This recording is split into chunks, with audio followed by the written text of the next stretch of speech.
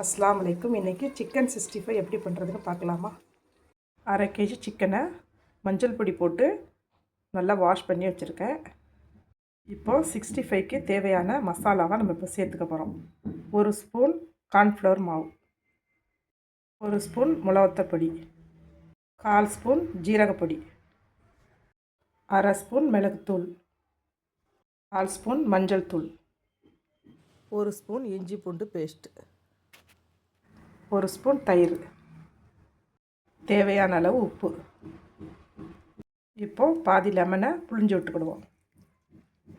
1 spoon கடலை மாவு, 1 முட்டையை உடைச்சி ஊற்றிக்கிடுவோம்.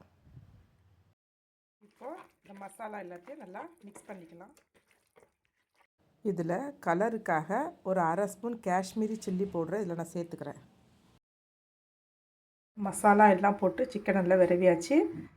உப்பு உரப்பு எல்லாம் கரெக்டாக இருக்கான்னு ஒரு வாட்டி செக் பண்ணிக்கணும்.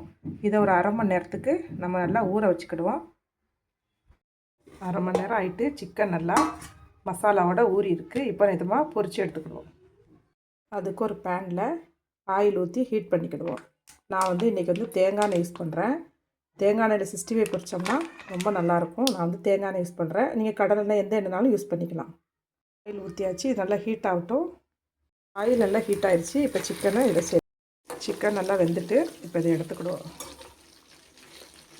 சுவையான சிக்கன் 65 ரெடி ஆயிடுச்சு. இதே மாதிரி நீங்களும் வீட்டில் ட்ரை பண்ணி பார்த்துட்டு எப்படி இருந்துச்சுன்னு கமெண்ட்ஸை சொல்லுங்கள். இதுபோல் சுவையான சமையல் வீடியோஸ் பார்க்கணுன்னா பெங்களூரி நெல்லை ருசி சேனலை சப்ஸ்கிரைப் பண்ணிக்கோங்க. இன்ஸ்டாவில் ஃபாலோ பண்ணிக்கோங்க. தேங்க்யூ.